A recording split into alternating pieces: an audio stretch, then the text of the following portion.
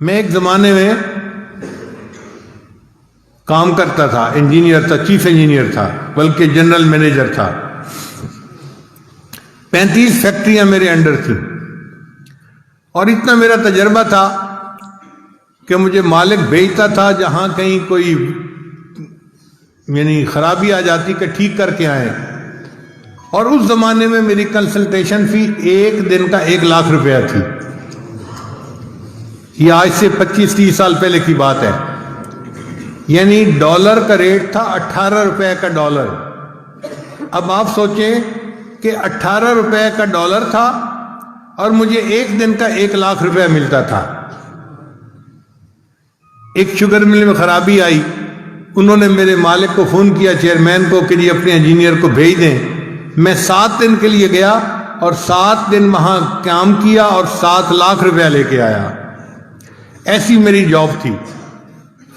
پورے شہر میں سب سے زیادہ ٹیکس میں دیتا تھا، 65% ٹیکس کٹواتا تھا۔ 18 سال پورے شہر کا سب سے بڑا ٹیکس پیئر میں رہا۔ اتنی اعلیٰ نوکری تھی، لیکن میں نے نیت کی ہوئی تھی کہ جب میری عمر 40 سال ہو جائے گی تو میں دنیا کی نوکری چھوڑ دوں گا اور میں پھر اپنا پورا زندگی کا وقت دین کے لیے گزاروں گا۔ تو الحمدللہ میں نے پھر دین کے لیے وقت دینا شروع کر دیا۔ جس مالک کو چھوڑا تھا میں نے، اس نے آج تک اپنی فہرست میں میرا نام لکھا ہوا ہے۔ میں نے اس سے ایک دفعہ فون پہ پوچھا کہ اب تو 25 سال ہو گئے، میں کبھی آیا ہی نہیں اور آپ نے میرا نام فہرست میں رکھا ہوا ہے۔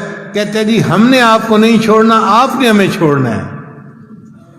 کوئی مالک دیکھا ہے جو اپنے انجینئر کا 25 سال انتظار کرے؟ الحمدللہ ثم الحمدللہ، ایسی میری جاب تھی۔ اچھا، پچھلے دنوں ایک عجیب بات ہوئی۔ ایک میرا پرانا دوست جو تھا، خلیق، وہ ملنے کے لیے آ گیا۔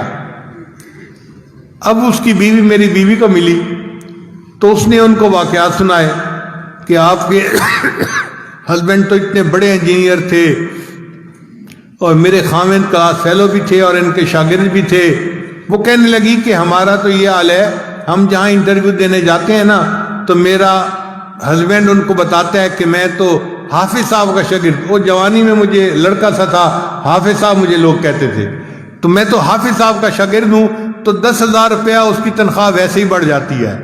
کہ جی اچھا، آپ ان کے اگر شاگرد ہیں نا، اس کا مطلب ہے آپ محنتی ہوں گے، دیانتدار ہوں گے، قابل ہوں گے، تو ان کی تنخواہ 10,000 روپیہ ویسے ہی بڑھ جاتی ہے۔ اس نے عجیب و غریب باتیں سنائی کہ آپ کے خاوند کی تو اتنی اچھی جاب تھی، یہ تھی، وہ تھی، اتنا اس زمانے میں یہ کماتے تھے، ایک مہینے ایک دن کا 1 لاکھ، تو اگر آج ان کی جاب ہوتی تو پتہ نہیں تیرے خاوند تو کہاں ہوتے۔ خیر، عورتیں تھی، آپس میں باتیں کرتی رہیں۔ جب مہمان چلے گئے تو بیوی سے میری ملاقات ہوئی، تو بیویاں بیوی ہوتی ہیں، مجھ سے پوچھنے لگی کہ مجھے آج ڈیٹیل کا پتہ چلا، آپ نے مجھے کبھی بتائی نہیں کہ آپ کی اتنی اچھی جاب تھی اور آپ کو اتنا 1 مہینے کی تنخواہ ملتی تھی۔ تو میں نے کہا کہ کیا اللہ نے اب مجھے کاریں بہاریں نہیں دی ہوئی؟